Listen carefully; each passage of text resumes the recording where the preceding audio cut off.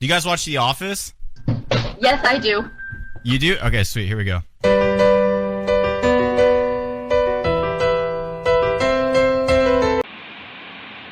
Hello guys, welcome back to the video. This is Rituraj and wire और today आज हम लोग करने जा रहे हैं motional EMF. So what is motional EMF? So basically अगर हम आपको बताएं तो जो मोशनल ईएमएफ है ये one of the most satisfying concept है पूरे इलेक्ट्रोमैग्नेटिक्स में। सिंस यहाँ पे होता क्या है ना कि चार आइडियाज को हम लोग जोड़ के एक आइडिया बनाते हैं। Okay, we are adding four ideas or using the concept of four idea to derive a single idea that is being used in power plants too. So what happen here is that कि हम लोग यहाँ पर जो चार idea का बात कर रहे हैं उसका पहला तो है magnetic force on charges, okay, charge separation, potential difference और चौथा है ईएमएफ। सो यहाँ पर देखिए यूजुअल सेंस में यहाँ पर कोई मैग्नेटिक फील्ड में चेंजेस नहीं आता है, कोई एरिया में चेंज नहीं आता है, बट यहाँ पर जो हम लोग का ईएमएफ जनरेट होता है वो मतलब प्योरली जो हम लोग का होता है वो अराइज करता है due to the charge inside a moving conductor. ठीक है, वो एक्सपीरियंस करता है मैग्नेटिक फील्ड। तो जो हम लोग का चार्ज रहता है जो कि कंडक्टर के अंदर मूव करते रहता है वो एक मैग्नेटिक फील्ड यहाँ पर बोल सकते हैं, एक फोर्स यहाँ पर वो अपने आप में फील करता है जिसके चलते हम लोग का यहाँ पे ईएमएफ जनरेट होता है। Okay, so this is the deepest way to understand motional EMF. So चलिए सबसे पहले मैं आपको टॉपिक पे ले चलता हूँ और जो मैंने अभी आपको बोला इसको मैं प्रैक्टिकल सेंस में आपको समझाता हूँ। Okay, so the microscopic picture what actually happens. So सबसे पहले हम लोग यहाँ पर जो इसका बेसिक कॉन्सेप्ट है उसको हम लोग यहाँ पे समझते हैं। Take a conducting rod of length L moving with velocity v perpendicular to field v। तो देखिए अब हम लोग यहाँ पर एक रॉड ले रहे हैं जिसका लेंथ एल है, वो मूव कर रहा है वेलोसिटी v से और वो परपेंडिकुलर है to the direction of the magnetic field. ठीक है, मतलब मैग्नेटिक फील्ड इधर जा रहा है तो रॉड हमारा ऐसे है। So every free electron inside the rod is also moving with velocity v। तो अब जो रॉड है वो तो v वेलोसिटी के साथ मूव कर रहा है with the first law of motion. हम लोग को पता है कि यहाँ पर अगर रॉड मूव कर रहा है तो उसके अंदर का चार्जेस भी मूव कर रहा है विद द सेम वेलोसिटी। सो यहाँ पर हो क्या रहा है, it is inside the rod which is moving. So the magnetic force on each electron. तो अब हम लोग यहाँ पे बात कर रहे हैं रॉड पे तो मैग्नेटिक फोर्सेस लग रहा है पर जो चार्ज पे मैग्नेटिक फोर्स लग रहा है वो कितना होगा, तो F equals to Q V into B. आप यहाँ पे साइंस को थोड़ा इग्नोर कीजिएगा, वो थोड़ा जनरेट करने में दिक्कत हो गया। Let's move on.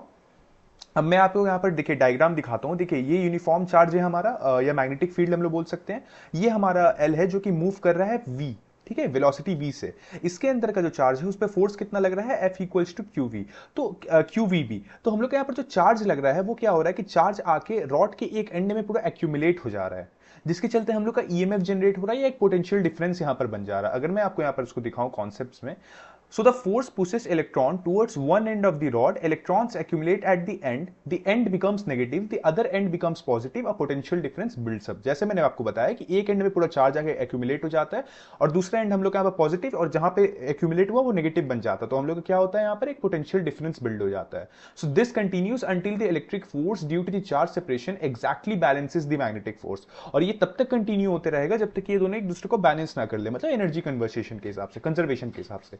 So Q equals to Q V B, E equals to V B. So potential difference across length L कितना हो जाएगा, E इक्वल्स टू, या जो हम लोग का ईएमएफ का होता है ये ईएमएफ इक्वल्स टू ईएल और equals to BLV. So this is where E equals to BLV comes from. Okay, so comes from and negative not from Faraday's laws directly but from force balance on individual charge, it is deeper derivation। So basically आप Faraday's laws में पहले ही पढ़ चुके हैं कि EMF का हम लोग क्या होता है, BLV होता है, ठीक है, E एप्सिलॉन नॉट का। बट एक्चुअली में ये कहां से आता है, ये मेन यहां से आता है कि क्यों हम लोग का ये जनरेट हो रहा है EMF। Okay, so that's why it is generating, not Faraday's law। Okay, Faraday's loss का भी यहाँ पर इंपॉर्टेंस है। हम लोग यहाँ पर अभी आगे जो हम लोग यहाँ पर कॉन्सेप्ट देखने वाले हैं उसमें हम लोग सेम फॉर्मूला फैराडेज लॉ से भी निकाल के आपको दिखा देंगे। सो या let's move on to that, मैं आपको वो दिखाता हूँ। देखिए y E equals to BLV is actually Faraday's laws in disguise. जैसे कि मैंने बोला कि ये फैराडेज लॉज क्यों है डिस्गाइज में, फैराडेज लॉज में क्यों यूज होता है। So the rod sweep out area at the rate of DA by DT equals to LV पर सेकेंड। तो हम लोग यहाँ पर जो स्वीप करने का मतलब जो चार्ज यहाँ पर जो मूव कर रहा है, यहाँ पर जो एरिया है हमारे रॉड का जो कि वो कवर कर रहा है v वेलोसिटी के साथ, वो कितना है, LV पर second. Okay, so rate of change of flux भी कितना हो जाएगा, तो B into DA by DT, जिसको हम लोग क्या लिख सकते हैं, BLV। ठीक है, ये देखिए अब यहां पर जो हम लोग यहां पर निकाले हैं ये हम लोग फैराडेज लॉ से भी निकाल सकते हैं। So E equals to D phi by D T equals to BLV। So देखिए हम लोग दोनों तरीके से अभी यहां पर फॉर्मूला निकाल दिए, एक जो अभी हम लोग कॉन्सेप्ट समझे और एक जो फैराडेज लॉस का था। ओके, सो अब देखिए अब सेम चीज को हम लोग यहां पर एक बोल सकते हैं प्रैक्टिकल कॉन्सेप्ट्स के साथ समझने वाले हैं। तो आप पहले भी कभी इसको पढ़े होंगे, या अगर आप इलेक्ट्रोमैग्नेटिक इंडक्शन में पहले भी कुछ टॉपिक से पढ़ेंगे तो वहां पे ये एग्जांपल यूज किया गया है, रेल रोड सेटअप। तो रेल रोड सेटअप में क्या होता है ना कि हम लोग दो पैरेलल रॉड को ले लेते हैं, जो कि जैसे कि हम लोग हमारा एक ट्रैक होता है ना, रेल का ट्रैक, वो पैरेलल होता है एक दूसरे से, उसका जो दो स्टील का रॉड होता है। सो in the same way we take a two parallel conducting or we can say a wire or a metal, okay, or a rod, okay. So they are separated by the distance L. Rod slides with velocity v, magnetic field b perpendicular to the plane and resistance r in the circuit. तो इस चीज को याद रखिएगा कि जो पूरा circuit है उसमें रेजिस्टेंस r है और वो मैग्नेटिक फील्ड से परपेंडिकुलर है। सेम केस यहाँ पे भी हो रहा है जो हम लोग सिंपल वहां पे कर रहे थे, यहाँ पे बस हम लोग दो यहाँ पर रॉड ले रहे हैं एक की जगह, ठीक है। सो स्टेप 1, इसका ईएमएफ कितना होगा, तो E equals to B L V. Current कितना होगा, तो I equals to E by R, V by R, E by R, तो equals to B L V by R, okay. Step 3, force on rod कितना होगा, by Lenz law, ये oppose करेगा motion को, force जो रहेगा उसका जो मोशन उसको स्टॉप करने की कोशिश करेगा, तो by F opposing equals to B I L equals to B square L square V by R. So step 4, to maintain constant velocity the external force must equally oppose the force, okay. तो जो external force रहेगा वो opposing force के भी equal होना चाहिए, जो कि हम लोग इक्वल करते हैं। कब तक मूव करते रहेगा रॉड, जब तक ये इक्वल ना हो जाए। So B square L square V by V equals to R is equals to the F opposing is equals to the F external, ठीक है। और हम लोग का स्टेप 5 क्या हो जाएगा कि पावर इनपुट, अब यहाँ पर पावर का बात कर रहे हैं, तो पावर जो मैकेनिकल रहेगा वो क्या हो जाएगा, equals to F into V, मतलब कि फोर्स इंटू वेलोसिटी, तो कितना आ जाएगा B square L square V square by R, okay. So या और स्टेप 6 हम लोग को प्रूफ करेगा एनर्जी कंजर्वेशन को, जो कि मैंने बात किया था इक्वल करने के लिए, तो mechanical power in, electrical power out. तो हम लोग यहां पर क्या कर रहे हैं, रॉड को मूव कर रहे हैं, ये मैकेनिकल मूवमेंट हुआ, उससे बन क्या रहा है, ईएमएफ बन रहा है, जो कि क्या जनरेट कर रहा है, इलेक्ट्रिसिटी जनरेट कर रहा है, तो electrical power out. So this is the generator principle at its most transparent. अब अगला टॉपिक जो हम लोग करने जा रहे हैं वो केसेस है, डिफरेंट डिफरेंट केसेस है जो कि हमारे यहाँ पर यूज होते हैं मोशनल ईएमएफ में। तो लेट्स स्टार्ट विद केस 1। तो केस 1 में हम लोग बात कर रहे हैं कि rod accelerating versus constant velocity. बहुत इंपॉर्टेंट कॉन्सेप्ट है और बहुत एक्साइटिंग कॉन्सेप्ट है, इसको सुनिएगा। If no external forces opposing magnetic force decelerate the rod, so rod slows down, EMF decreases, force decreases, rod reaches terminal like behaviour. So यहाँ पर हो क्या रहा है कि अगर हम लोग यहाँ पर बाहर से कोई एक्सटर्नल फोर्स नहीं लगाएंगे, मतलब रॉड को मूव ही नहीं करा रहे हो, तो मेन पर्पस है ना हम लोग यहाँ पर मैकेनिकल एनर्जी क्या है, कोई पर्सन बाहर से रॉड को मूव करा रहा है या कुछ उसको मूव करा रहा है, ठीक है। तो अब यहां पर अगर एक्सटर्नल फोर्स नहीं लगेगा तो अपोजिंग मैग्नेटिक फील्ड जो रहेगा ये डी एक्सेलरेट कर देगा रॉड को, क्योंकि जो अपोजिंग फील्ड है, जो फोर्स है वो तो लग ही रहा है रॉड पे उसके वेलोसिटी के ऊपर, तो उसको क्या करेगा, कहीं ना कहीं लास्ट में उसको बैलेंस आउट करके उसको स्टॉप कर देगा। तो अगर ऐसा होता है तो रॉड रीच कर लेगा टर्मिनल लाइक बिहेवियर, मतलब वो मूव नहीं करेगा। So if external force maintains constant V, अगर जो एक्सटर्नल फोर्स है वो वेलोसिटी को मेंटेन करता है, मतलब वो फोर्स देते रहता है, वेलोसिटी को मेंटेन करके रखता है, तभी रॉड जो रहेगा ये एक परफेक्ट जनरेटर की तरह एक्ट करेगा, मतलब इलेक्ट्रिसिटी या ईएमएफ जनरेट करते रहेगा। So all mechanical work converts to electrical energy. जब ये होते रहेगा, अगर नहीं होगा तो क्या होगा, no mechanical work is making in, so no electrical energy is coming out, okay. So देखिए दैट इन द केस हम लोग यहाँ पर ग्राफ भी है, एफ एक्सटर्नल कांस्टेंट वी, जब परफेक्ट जनरेटर, जब ये बाहर से आ ही रहा है, ठीक है, तो हम लोग का क्या होगा, टाइम के हिसाब से एकदम ठीक इलेक्ट्रिकल एनर्जी आएगा। पर अगर नो एफ एक्सटर्नल, मतलब बाहर से कोई फोर्स नहीं लगता है, तो क्या हो जाएगा, डी एक्सेलरेट हो जाएगा टर्मिनल लाइक, और टाइम के साथ ये घटते जाएगा, तो velocity behaviour with and without external force, ठीक है। नेक्स्ट केस हम लोग का है, हाँ, वॉट इफ रेजिस्टेंस इंक्रीज, अगर हम लोग सर्किट में रेजिस्टेंस इंक्रीज कर देंगे, तो अब यहां पर होगा क्या कि अब एक्सटर्नल फोर्स तो बाहर से लगी रहा है, बट सर्किट में रेजिस्टेंस इंक्रीज हो गया है, तो रेजिस्टेंस इंक्रीज हो जाएगा, करंट कम पास होगा, क्योंकि वो करंट खा जाएगा, तो लेस अपोजिंग फोर्स यहां पर रहेगा, मतलब अपोजिंग फोर्स कम लगेगा, लेस पावर एक्सट्रैक्टेड भी होगा, क्योंकि पावर भी तो कहीं ना कहीं हम लोग का वेस्ट हो रहा है ज्यादा रेजिस्टेंस में। तो rod needs less external force, external force भले ही घट जाएगा जो बाहर से फोर्स लग रहा है, बट मतलब कि रॉड उस सेम करंट को जनरेट करने के लिए उसको कम फोर्स देना पड़ेगा, बट होगा क्या कि यहां पर जो पावर होगा वो भी कम जनरेट होगा, क्योंकि रेजिस्टेंस पावर और करंट को खा जा रहा है, ठीक है।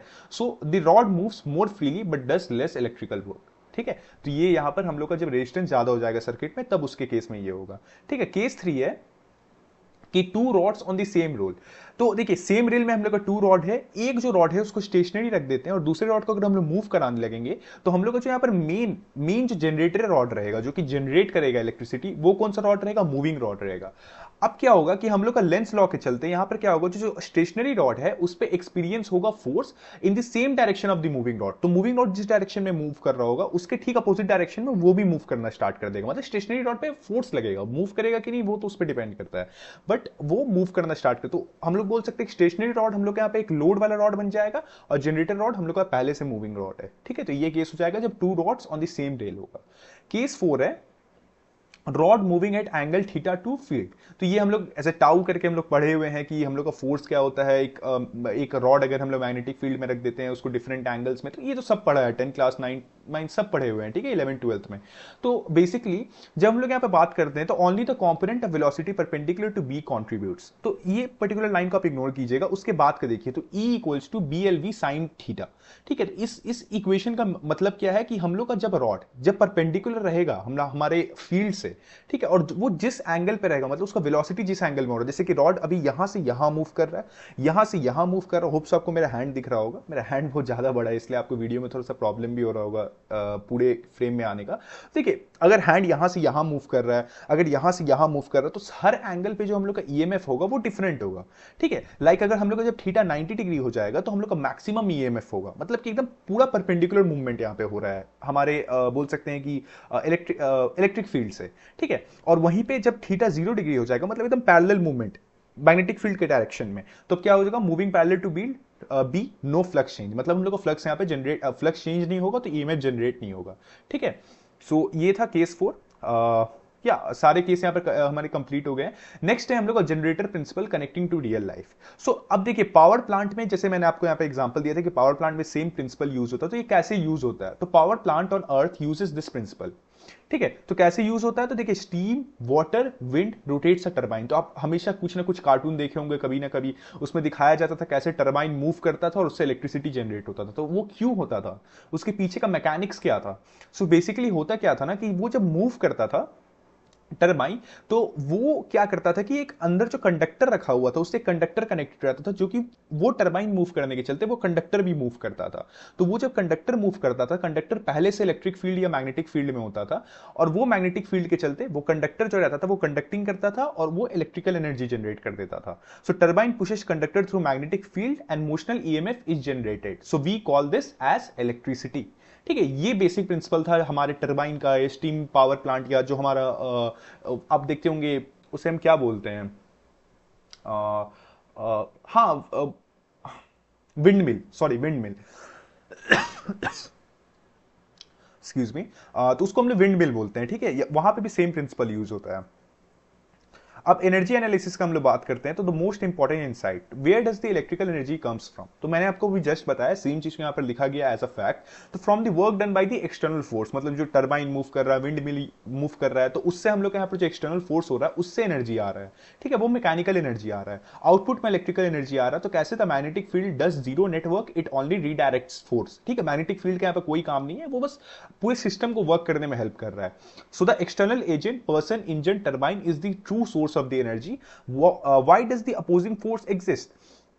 So by Lenz's law, current in rod is magnetic field experiencing the force.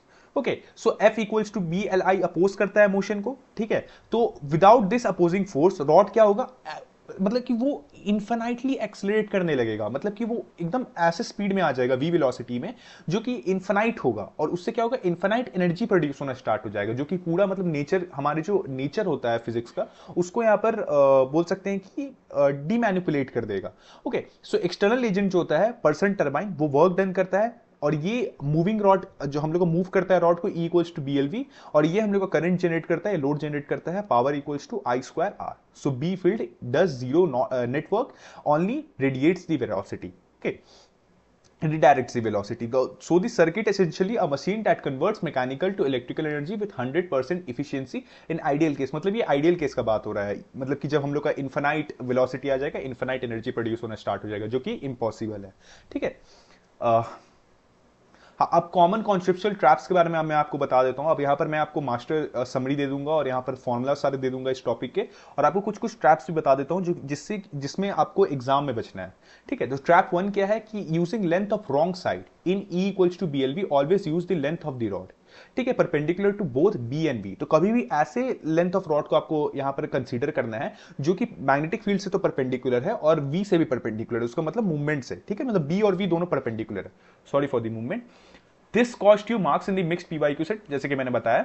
अब देखिए, thinking magnetic field does work, magnetic force never does work on a charge. वो बस क्या करता है, रीडायरेक्ट करता है मैग्नेटिक फोर्स, ठीक है। So it only changes direction of the velocity, never speed. So the energy comes from whatever is pushing the rod, मतलब एक्सटर्नल फोर्स।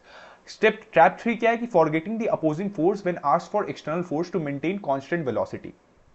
अब देखिए, आप एफ एक्सटर्नल निकाल लेंगे, आपको यहां पर यह भी याद रखना है कि एफ एक्सटर्नल के चलते अपोजिंग फोर्स भी लग रहा है जो कि लेंस लॉ के चलते लग रहा है, ठीक है। सो अब यहां पर बहुत सारा केस में ऐसा होता है कि हम लोग यहां पर अपोजिंग फोर्स के यहां पर ये कर देते हैं, इग्नोर कर देते हैं। जब भी पूरा टोटल फोर्स का बात होगा तो सेम अपोजिंग फोर्स जो हम लोग का एक्सटर्नल फोर्स लग रहा है वही सेम अपोजिंग फोर्स भी लगता है। ट्रैप 4 क्या है कि कंफ्यूजिंग पावर फॉर्मूलास। तो पावर के दो फॉर्मूला यहां पर हो सकते हैं और दोनों का वैल्यू सेम ही होता है, दोनों का आंसर सेम होता है और डिपेंड करता है आपको यहां पर वैल्यू क्या दिया है क्वेश्चन में। लाइक जब आपको ईएमएफ और आई का करंट का वैल्यू दिया तब आप ये फॉर्मूला यूज कर सकते हैं, पहला वाला, और जब आपको करंट और रेजिस्टेंस दिया तब आप दूसरा फॉर्मूला यूज कर सकते हैं। दोनों का यहां पर वैल्यू सेम आता है, ठीक है। अब हाँ, तो देखिए ये आपके कुछ कुछ कोर फॉर्मूला है, E equals to B L B sine theta. आप इसको नोट कर सकते हैं अपने कॉपी में रिवीजन के लिए, और इसको अभी पढ़ भी सकते हैं कि आपको यहाँ पर एक कॉन्सेप्ट बोल सकते हैं कि रिवीजन भी हो जाएगा, ठीक है। सो या, और यहाँ पर आपको कुछ कुछ कंडीशंस भी है कि किस कंडीशन में क्या चेंजेस रहेगा, ठीक है। और ये फिजिकल अंडरस्टैंडिंग चेंजेस जो मैंने आपको कॉन्सेप्ट को समझाया है उसको यहाँ पर समराइज करके दिखा दिया गया है। ओके, होप्स आपका आज का वीडियो अच्छा लगा होगा। मैंने कोशिश की आपको हर तरीके से कॉन्सेप्ट के यहाँ पर डीकॉन्सेप्चुलाइज करने का, मतलब कि उसको ब्रेक करने का पार्ट्स में, और आपको एक फिजिकल अंडरस्टैंडिंग देने का कि मोशनल ईएमएफ एक्चुअली में वर्क कैसे करता है, ठीक है। If you like the video please subscribe and like my channel, and I will meet you in the next video. Bye. And now, folks, it's time to say goodnight. We sincerely appreciate your patronage and hope we've succeeded in bringing you an enjoyable evening of entertainment. Please drive home carefully and come back again soon. Good night.